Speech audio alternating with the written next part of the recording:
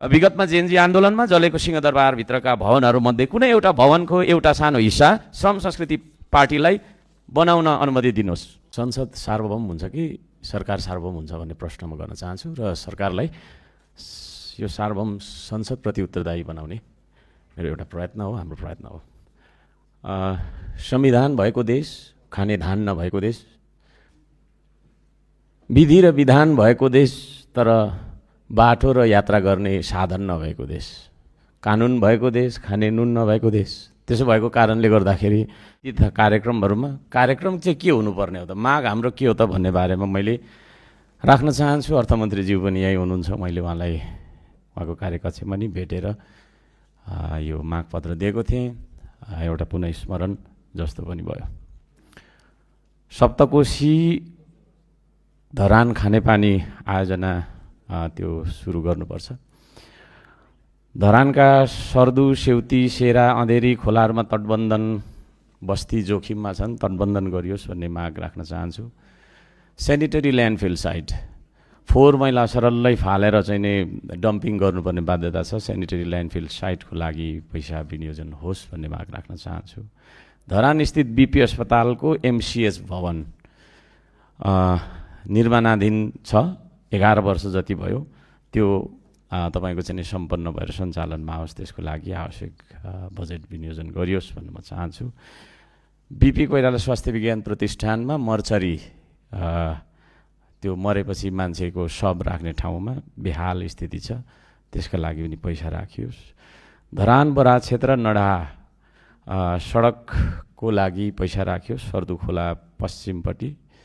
धरान भलुवा चौरी सडक सर्दु पूर्व, त्यसको लागि पनि बजेट विनियोजन होस् भन्ने माग राख्न चाहन्छु। धरान हरियालीदेखि रामधुनी जाने बाटो, बरा क्षेत्र 1 को देखि चतरादेखि सूर्यकुण्ड जाने बाटो, धरान 4 को देवी गाउँ हुँदै दानाबारी जाने बाटो, धरान 5 को ठिङ्गाबारी हुँदै धरान 4 सुमनटार जाने बाटो, धरान 20 चिन्डे डाँडा सुम्निमा पारुहाङ सांस्कृतिक सम्पदा जाने बाटो, धरान 20 भन्ज्याङ छेउको कोका खोलाको मोटरेबल पुल, धरान 5 मसाने खोलामा एउटा पुल, त्यसै गरी धरान 5 र 4 जोड्ने निशान डाँडा र खार खोलाको पुल कृषि सडक हो त्यो। धरान 20 भन्ज्याङदेखि स्वारा जाने बाटो कालोपत्रे गरौँ। धरान 17 पटनालीको समावेशी टोल मार्गमा सडक निर्माण गरौँ। धरान 11 मङ्गलबारेदेखि ऐश्वर्य मार्ग निर्माण गरौँ। धरान 11 विष्णुचोकदेखि सगरमाथा हुँदै सगरमाथा चोक हुँदै विष्णुपादुका पुलसम्मको बाटो निर्माण गरौँ। धरान 6 प्रणामी मार्गदेखि बाजी पार्क फुटबल खेल मैदानसम्मको सडक निर्माण गरौँ। त्यसै गरी धरान 17 फोकल्यान्ड चोकदेखि डाँडा घोपासम्मको बाटो निर्माण गरौँ। धरान 9, 10, 11 पुतली लाइनको बाटो मर्मत गर्ने पैसा छुटाइयोस्। धरान 8 को मदन भण्डारी राजमार्गमा एउटा पुल भत्किएर बिजोग भइरहेको छ, त्यसलाई निर्माण गरियोस्। धरान 8 को सभागृह निर्माण तथा मर्मत सम्भार गरियोस्। र बीपी अस्पतालमा एमआरआई मेसिन छैन, त्यो एमआरआई मेसिन खरिद गर्नका लागि पैसा छुटाइयोस्। बीपी अस्पतालको बिमा बोर्डले 75 करोड भन्दा धेरै पैसा दिन बाँकी रहेछ, त्यो कुरा तपाईको चाहिँ बिमा बोर्डबाट पैसा दिलाइयोस्। त्यो अस्पताल जीर्ण अवस्थामा छ, यतिखेर तलब खुवाउने पैसा नभएर फिटफिट भइरहेको अवस्था पनि छ। धरान 6 औद्योगिक क्षेत्र निर्माण गरौँ। प्रदेश नम्बर 1 मा व्यापारिक प्रदर्शनी केन्द्र निर्माण गरौँ। त्यसको लागि धरानले 5 बिघा भन्दा धेरै जग्गाको तपाईको चाहिँ प्रबन्ध मिलाएको छ। धरान 8 जिल्ला ट्राफिक कार्यालय निर्माणको लागि पैसा छुटाइयोस्। धरान 14 विजयपुर धार्मिक क्षेत्रदेखि धरान 20 सुम्निमा पारुहाङ डाँडा हुँदै सुलीकोट हुँदै विष्णुपादुका मन्दिर सूर्यकुण्ड हुँदै बरा क्षेत्र मन्दिरदेखि रामधुनीसम्मको तपाईको धार्मिक सडकलाई चाहिँ स्तरोन्नति गरियोस्। धरान बजारका बीचबाट गएको हाई टेन्सन लाइन विद्युतीय तपाईको चाहिँ जोखिम छ, त्यसलाई स्थानान्तरण गरियोस्।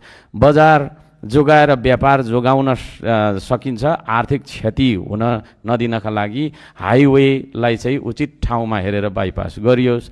बरा क्षेत्र नगरपालिका 1 हाटखोलाको हटिया बजार व्यवस्थापन गरियोस्। बरा क्षेत्र काला बजार बजारमा हैटा खोलामा तटबन्धन गरियोस्। धरान 15 सदन स्कुलदेखि महादेव चोकसम्मको सडक मर्मत गरियोस्। धरान 8 को श्रीजङ्गा चोकदेखि चेकपोस्टदेखि धरान 8 फुट भोटेपुल सम्म तपाईँको चाहिँ नि के अरे सडक निर्माण गरियोस्। त्यसै गरी धरान आविष्कार केन्द्रलाई उपकरण खरिद गरियोस्। धरान 16 गणेशमान चोकदेखि जोर सकुवासम्मको तपाईँको चाहिँ नि के अरे सडकलाई स्तरोन्नति गरियोस्। धरान 13 जानकी चोक झोलुङ्गे पुलदेखि पक्की पुलसम्मको सडक निर्माण गरियोस्। धरान 12 को चतरा लाइन स्वस्तिका चोकदेखि सडक निर्माण गरियोस्।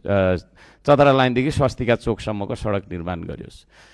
यसरी नै विभिन्न जिल्लाबाट फोन आएर मलाई चाहिँ नि बोलिदिनुहोस् है भन्ने तपाईँको चाहिँ नि अपेक्षा पनि गर्नुहुन्छ।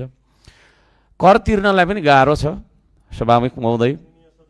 त्यसो भएको कारणले गर्दाखेरि कर तिर्नलाई सजिलो होस्, अब म सकिहाल्छु 1 मिनटमा, कर तिर्नलाई सजिलो होस् भन्न खातिर पालिकामै कर तिर्ने व्यवस्था गरियोस्। यातायात व्यवसायीहरू विशेष गरी 3 पाङ्ग्रे सवारी साधनहरू चाहिँ 500 रुपियाँ कर तिर्नका लागि जानुपर्छ, 1000 को तेल जलाएर जानुपर्छ भन्ने हिसाबको कुरा छ। त्यतातिर तपाईँको चाहिँ ध्यान जाओस्। भोजपुरका जनताले पनि बोलिदिनु पर्यो, तपाईँले पनि भनेर भन्नुहुन्छ। चुहारको पुल र सुनबालुवाको पुल निर्माण गरियोस्। प्याउली र घोडेटार भोजपुरका तपाईँको चाहिँ के अरे सब स्टेसनहरू त्यहाँनिर ठेकदारले पैसा खाएर भागेको भन्ने कुरा आयो, त्यो पत्ता लगाएर कारबाही गरियोस्। शङ्खसभा पुल, तोम्बिया र 26 पुल तपाईँको निर्माण गरियोस्।